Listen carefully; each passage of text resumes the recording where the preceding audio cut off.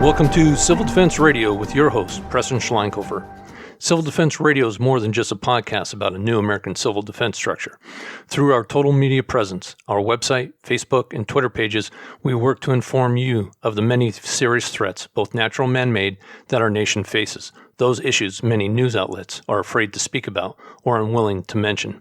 We believe this total information approach will assist you in making the best possible decisions about the safety and security for yourself, your family, your neighborhood, and community during disastrous events. Civil defense equals resiliency equals survival. To be resilient, it takes preparation, organization, and training to meet the needs of whatever situation we may find ourselves in.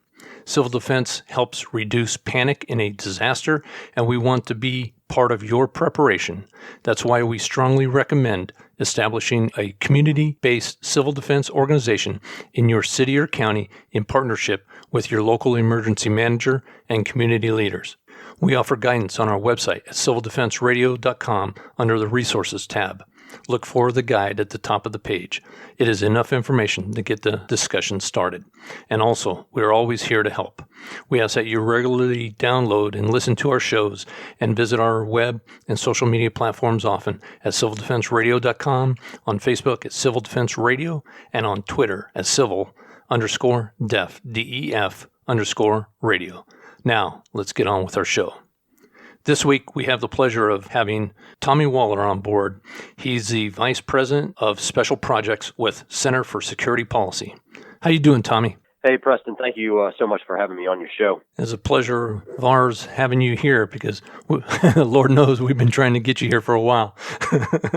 Yeah, I'm sorry about that. It's been pretty busy for sure. First off, just full disclosure, I like to do this. I've known you for a while now because we're associated together in a group that you head up, and we'll talk about that here in a little bit. But can you go ahead and give our friends that are listening an idea of who you are and where you come from? Sure. Yeah, absolutely. Right now, as you mentioned, I'm the Vice President for Special Projects at the Center for Security Policy. We'll definitely talk a little bit more about the Center for Security Policy shortly, but prior to having this position as a civilian occupation, I served a number of years on active duty in the Marines. Growing up, that's really all I ever wanted to do was to serve in the military, and then specifically the Marine Corps, and was blessed to be able to do so.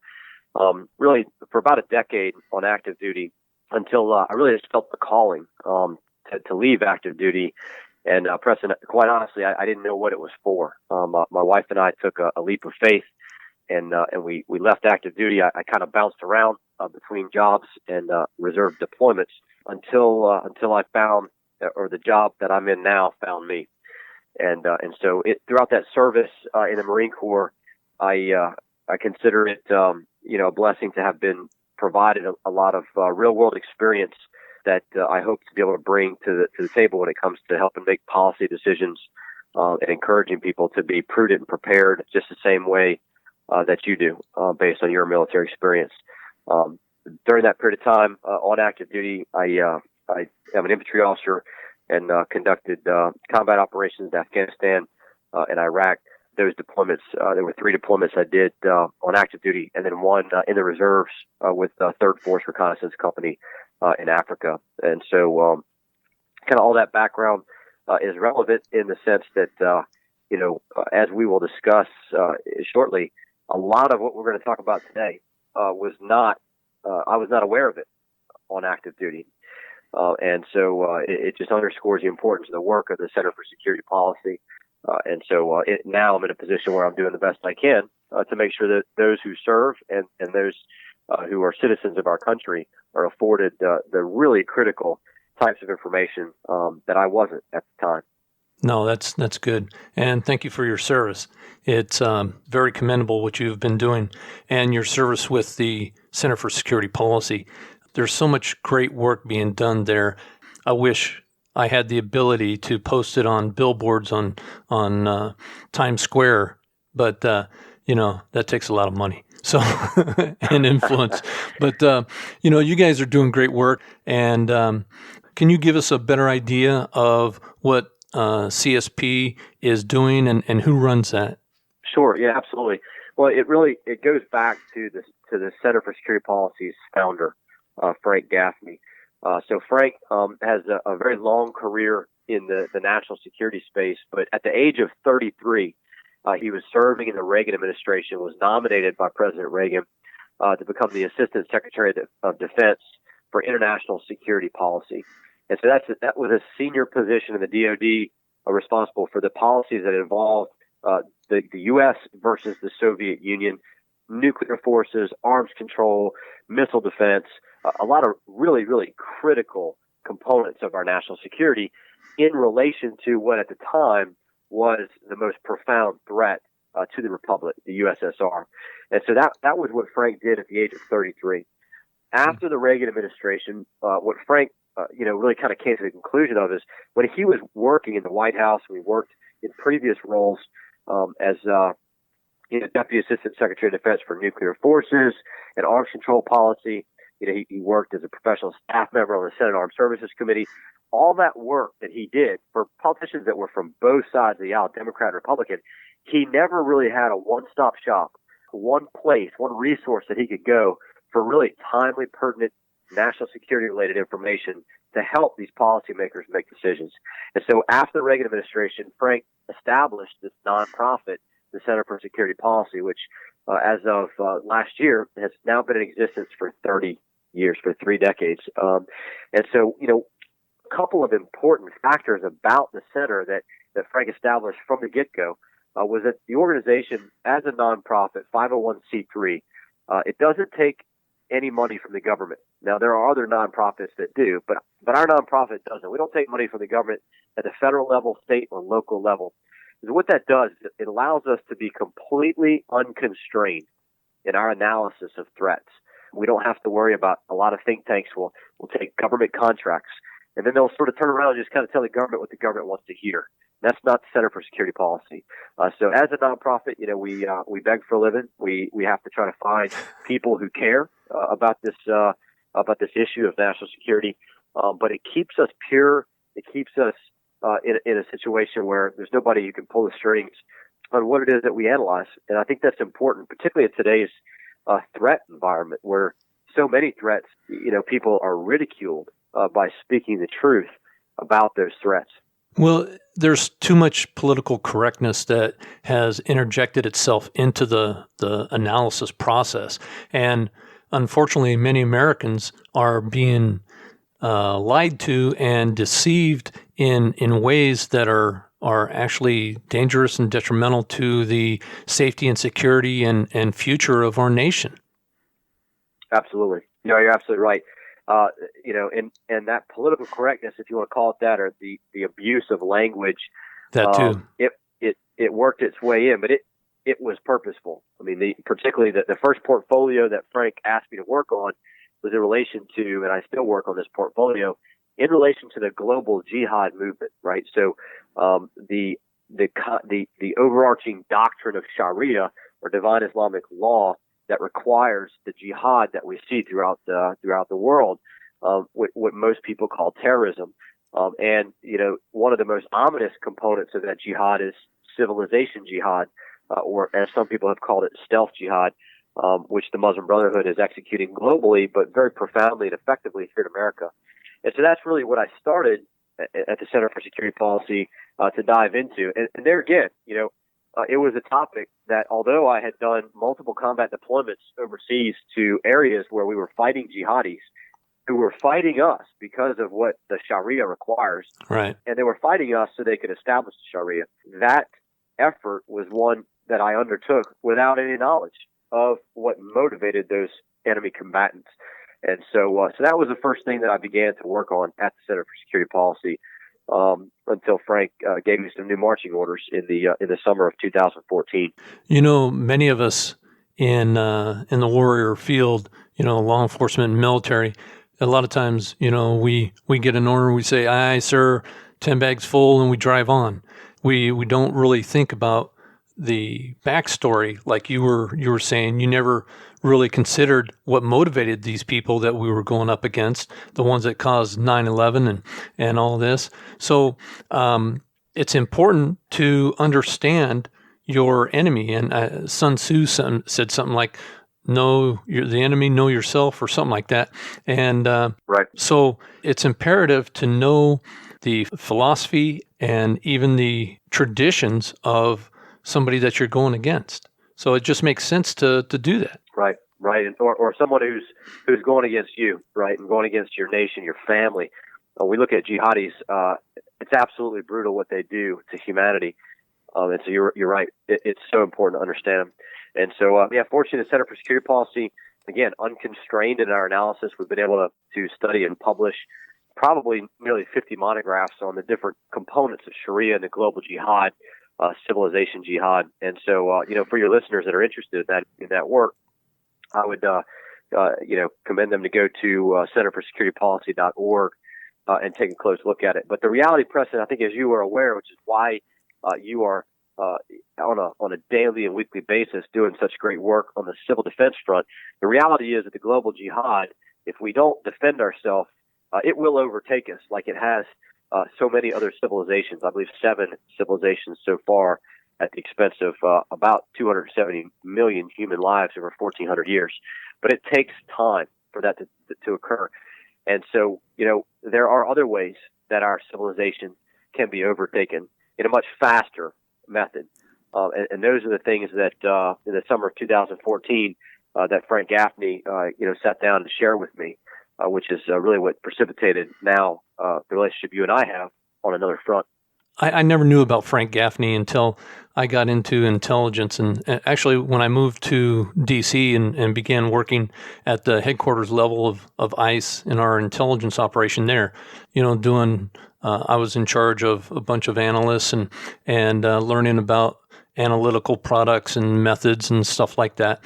And Frank's name was mentioned a lot in those early days of my extended education at headquarters. So I grew, I should say, a great appreciation for him and his reputation before I even met him, which I finally did at some conference in Maryland at the University of Maryland University College. There was an event there for a couple of days that he was a speaker at, and so it was a pleasure meeting him after learning about his reputation. Well, Preston, it's encouraging to hear that it was a positive reputation in government at the time that you were there. There has been a significant concerted and effective effort among the political elites that would want the status quo, or that really have been apologists for the Muslim Brotherhood, for them to defame my boss and the organization for which I work. So it's very encouraging to hear that guys like you could see through those false accusations and really kind of get an appreciation for the work that Frank was doing and the type of man that he is. I mean, he's genuinely just a very good man, humble. We, as I mentioned before, as a nonprofit, we very rarely take the credit for a lot of the stuff that we get done. And that's because of Frank's humility and his proclivity to follow Ronald Reagan's example as well, to worry about accomplishing the mission and not who gets credit for it. And so it's an absolute honor for me to be able to get to work for and with him. Yeah, I can imagine. So you and I are actually associated in a project that you lead for the Center for Security Policy. Can you tell us a little bit about the Secure the Grid Coalition? Sure. Yeah. Well, Preston, it goes back to that summertime 2014. I had been working the global jihad portfolio for some time, and Frank asked me to come out to his home in Virginia and sit down with him for an important discussion. And we sat down and he went through and began to inform me about the vulnerability of the U.S. electric grid, about the phenomenon of electromagnetic pulse and the many other hazards besides electromagnetic pulse that could critically harm our electric grid, and the overwhelming dependency for our nation, both from a national security and military perspective, but also just for the support of American citizens and their survival he began to lay out all of that for me with the request that I would add this important portfolio to the work that I was doing at the center. Of course, I immediately dove into a study of everything I could get my hands on in relation to the topic of electromagnetic pulse and other threat vectors to the electric grid, and quickly came to the conclusion that what Frank was asking me to do was immensely important.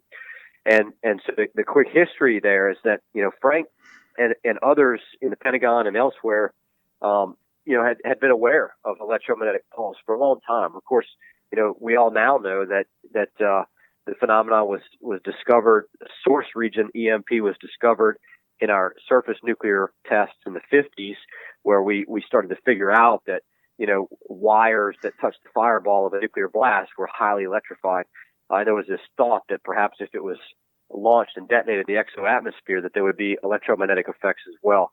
And again, as maybe some of your listeners are aware, the U.S. government and the USSR both did high altitude nuclear tests and discovered this phenomenon of EMP, which was highly classified. And so Frank was one of the guys that knew about that, but he couldn't talk about it for so many, many years. Right. And so when the Congressional EMP Commission published its first report in 2004, unfortunately, the same day as the 9/11 Commission report came out, that was the first, sort of permissive environment to begin speaking about it.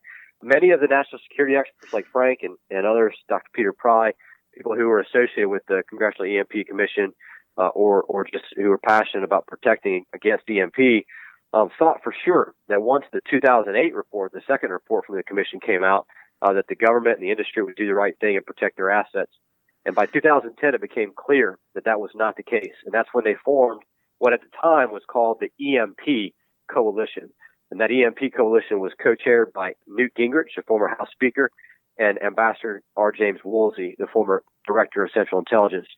And so that the EMP Coalition became, over a few years, renamed to the Secure the Grid Coalition, because it was a recognition that there needed to be an all-hazards focus on protecting the grid, not just from EMP. And so that's exactly what Frank asked me to administer. And one of the things that I do now for the Center for Security Policy is to maintain and administer that Secure the Grid Coalition. Yes, and you do a great job of hosting that call and keeping all the cats herded in the same direction. I'm trying. It's a lot of smart cats. Yeah. Well, we're going to take a quick break for commercial, and we'll be right back. Hey friends, please allow me to speak with you about something you may want to add to your regular health maintenance routine as well as your preparedness supplies. A few years ago, I came across an article in a preparedness magazine that caught my attention. My wife and I have always been health conscious, and we have taken various supplements over the years. However, this article introduced us to the world of essential oils. My wife began researching to find a reputable company with high-quality products. What she found was a company that we have been with now for about 4 years, using their products, many of them daily. The company is doTERRA, and their products are certified pure, therapeutic-grade essential oils. Essential oils come in all grades on the scale, but doTERRA oils are, in our opinion, at the top. Sure, you can go to Walmart or your local pharmacy and purchase essential oils, but not many of them are recommended for internal use. Many of our oils can be used orally, topically, and diffused for their wonderful aromatic fragrance and health benefits. Some of our favorites we use almost daily are lemon, clove, frankincense, lavender, on guard blend, peppermint, and melaleuca, also known as tea tree oil. These oils have become our go-to remedies for managing our health throughout the year. In fact, we credit our oils for our overall good health. You can too. Just visit our website at www.oilsforlifetoday. That's oils4lifetoday.com and explore the wonderful world of certified pure, therapeutic grade essential oils for yourself. And we're back with Tommy Waller, Vice President Special Projects at Center for Security Policy. Good. Yeah. Hey, I'm a big believer in essential oils as well, Preston. So we use them here at the house. So glad to hear that you're like-minded in more than one way.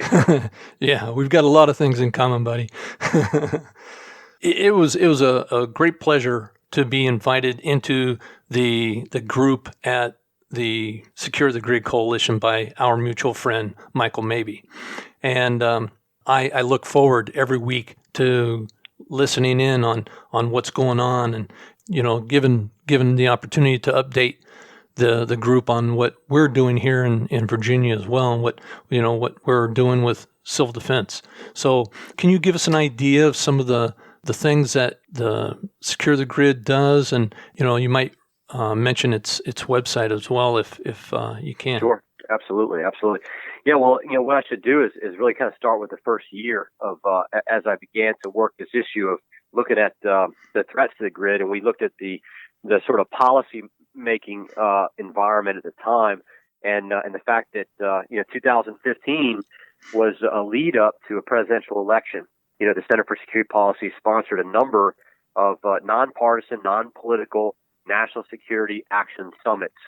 In these summits, we invited candidates from both sides of the aisle, anybody who would want to be briefed on important topics and then have the opportunity to speak about those important topics. And the four topics that we covered at these national security action summits were the hollowing out of the U.S. military, immigration insecurity, the global jihad movement and Sharia, and the vulnerability of the U.S. electric grid. Well, it turned out that May 2015, we were in the state of Iowa, and we were visited by a number of candidates. Dr. Ben Carson was among them at the time, the businessman Donald Trump. And so we actually got, about 35 to 40 minutes of FaceTime with Mr. Trump at the time, and sat down and with members of our coalition, Peter Pry, Dr. Peter Vincent Pry, foremost among them, sat down and briefed then candidate Donald Trump on the phenomenon of the EMP and what an incredible danger it was to our nation. And he made a commitment right there that if, I think he said when I'm president, that he would get after, having the government, I can't remember the exact words he said, but to solve that problem. And so, perhaps one of the most incredible achievements of the Secure the Grid Coalition is not just from that initial briefing or interaction, but through, numerous interactions over a number of years, members of our coalition, senior leaders, have been able to really transform the executive branch's appreciation for the phenomenon of EMP and what it could do to our critical infrastructure. And that's what resulted really in executive order that the president issued on March 26th of this year to protect our critical national infrastructure, make it resilient to both natural and man-made electromagnetic pulse. Yeah, and there's action steps that various agencies and departments have to perform, correct? There is, yeah. In fact, the executive order was really well done. It included a lot of the suggestions and recommendations from people in government and outside of government who have been trying for years to get this topic addressed by the executive branch. To the credit of the Obama administration, they did have a space weather strategy and a space weather action plan. So the good thing is many of the folks that worked on that from the Space Weather Prediction Center and other places in government were part of the drafting process of the current executive order on EMP. So it was able to take good work from the previous administration and add to it this new focus on man-made EMP, nuclear high-altitude EMP, in such a way that it filled in a lot of gaps in the policy world. Now, that executive order is only as good as the people who are going to execute it. And their passion for actually achieving what the president wants done. And it's also only as good as Congress will appropriate the funds to be able to take care of the different aspects of the executive order that require funding. So while it's a monumental step in the right direction, it's not a be-all, end-all, and it's going to require continued shepherding, throughout the process of the timelines and deadlines that have been established in the executive order. Yes, but we in the Secure the Grid Coalition, we are watching that daily for various steps to happen and be reported on. They probably didn't know it when they were ordered by the executive order to do certain things, but these department heads, they have quite a few people that are watching them on a regular basis. Absolutely. Preston, I think you realize this, but maybe for your listeners to understand, one of the real values of the Secure the Grid Coalition is that we're kind of the watchdogs, and there are other nonprofits out there that focus on grid security. There's not a whole lot of them that are willing to, speak truth to power in such a way that might risk, ruffling feathers. And so, as kind of the watchdog of the industry and of government, I think that the coalition does a great service to make sure that that the folks who should be doing the right thing know that there are people who are paying close attention to make sure they do. Yes, and that's very fortunate. With all the activities dedicated towards trying to get government, and the coalition is working not only at the federal level but at state and locals as well. And our friend Michael Mabee says all roads lead to civil defense, which means, in a sense, that you got to be ready in your home, your neighborhood, your community for any type of event to happen, especially these ones that we're looking at. And if you are, then you're going to be doing pretty well. But if you don't have a civil defense organization or something that maybe another name than civil defense, but does the same thing by building true resiliency within the families and neighborhoods in the community, then you may be hurting if something should happen. We've got a lot of enemies out there, and they're just waiting to cut the string. We've got a lot of cyber activity that's going on right now.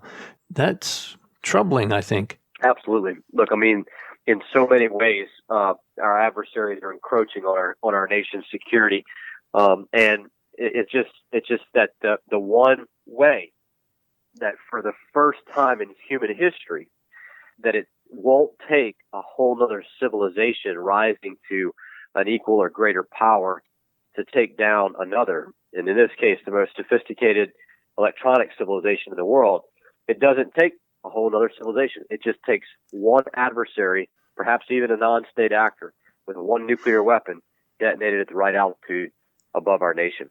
And so that's just what makes this so critical that we protect those assets from it.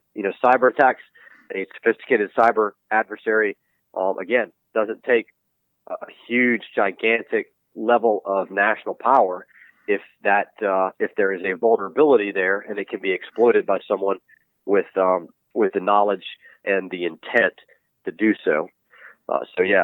Our coalition's interested in protecting the most critical of our national infrastructure is the electric grid, upon which everything else depends from all those threats. And Preston, I do agree. It all boils down to, at the end of the day, it's not if, it's a when. I mean, we keep having security professionals tell us that for the last decade. It's not if, but when we see, say, for example, a quote, cyber 9/11. Janet Napolitano told us that. So for your listeners, I'm encouraged that there are a lot of people out there who are looking to be prudent and prepared for this sort of thing at the family and community level. Yeah, and maybe you can back me up on this. It doesn't take an ICBM coming in to our atmosphere and to take us out. There are actors out there who are willing to give their lives to get as close to our shore as they can and release a scud or something from a freighter. That stuff's been practiced. It works. So the Iranians are they've done it. The North Koreans have done it, and our adversaries have in their strategic plans to hit us with cyber and EMP, whether it's a electromagnetic pulse from a high altitude nuclear burst or some other energy powered weapon. But their strategy is to take us out so that they can knock out command and control. Right, exactly. Electromagnetic pulse is actually part of the cyber warfare doctrine of our adversaries. They put the two together. And so unfortunately we separate the two, and there's been a huge emphasis on cyber and not so much on electromagnetic pulse. But they consider both of them part of the same warfighting doctrine. And exactly, I mean, there's no sense in an adversary attacking us at our strengths. This is the weakness that we have, and that we must really figure out a way to defend against. And part of that defense is the idea that the American people would be able to survive such an attack. And the only way that would be the case is if people become more resilient, and we do bring back the concept of civil defense. Yeah, I agree. That's my mission. Our friends out there listening to us right now, if you know somebody at your local city or county or even state level that has any power, any political position, or anybody who have influence, talk to them about the power grid, because that is our Achilles heel. That is where we will be hit. Seems like there's forces within our country that are trying to keep us from making that more secure. And Michael maybe did a great expose on that, and you can go back and listen to the interview I did with Michael. It was under the China influencing our grid security. So that'll be in the show notes as well. We've got a lot of threats, and people are not being made aware. That's part of the my mantra is be safe, be informed, be prepared. Being informed is understanding these threats that we face, and they are real. Yeah, absolutely, Preston. And unfortunately, not only are the threats real, but the swamp is deep for those folks that are inside of our own country that want to deny those threats. Or in some cases, as Michael maybe probably mentioned on his show previously, there are adversaries in a position to lobby our institutions to be more vulnerable, and it's in their interest to do so. Yes. Yeah, and I think for your listeners to know that we have this coalition that is active if they want to participate, and they can get on the email list for the weekly roll-ups that we do. You know very well, Preston, how on a routine basis when we discover that there's an issue that needs some attention or some influence, how we are able to mobilize a coalition to take action for that purpose. And so, for example, Michael maybe probably talked a little bit about the process by which FERC, the Federal Energy Regulatory Commission, oversees the electric power industry and the rulemaking process, and how our coalition's been successful in influencing those rules to be made in a more responsible fashion in relation to grid security, particularly cybersecurity. Well, similarly, when it comes to things that, for example, the president's executive order, one of the things that he tasked the Department of Interior to do is a geomagnetism survey throughout North America so that we can understand how the ground in North America will react to natural or man-made EMP, which will help us protect against it. And so what you have is a situation right now that if Congress does not appropriate the funds to keep the USGS program that does this work going, then the program will stop in a lot of areas. There's at least 3 Air Force bases that will put in mothballs the GIC, the ground-induced current monitors at those Air Force bases. So that's an example. This Friday, we're going to have an expert talk about that, and our coalition is going to figure out what we need to do to influence Congress to do the right thing. I mean, this stuff is stupid simple. Why would anybody resist on something like this? Except it's because of who sits in the big chair in the White House. It's politics over the safety and security of our nation and her people, and that is unconscionable. I like to stay apolitical on this show, but I don't care if somebody it has a D or an R next to their name and they're supporting the rights and security of Americans and our nation. I'm going to be behind them. But if they're working against us, then I'm going to be against them, and I'm going to be against them hard. So it's unconscionable. It really is. It infuriates me.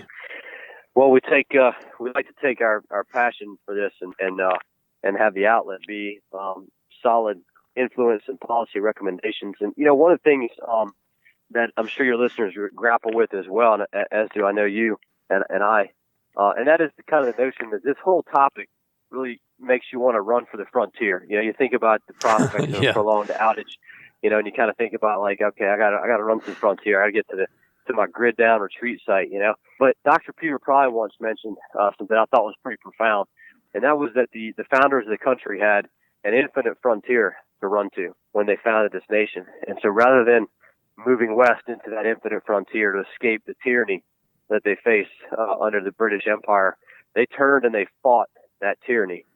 And so as much as we should be preparing ourselves and being prudent at a personal, family, and community level, we also need to turn and fight this tyranny of inaction and get involved in the process of influencing the powers that be in government and in industry to do the right thing to protect these assets.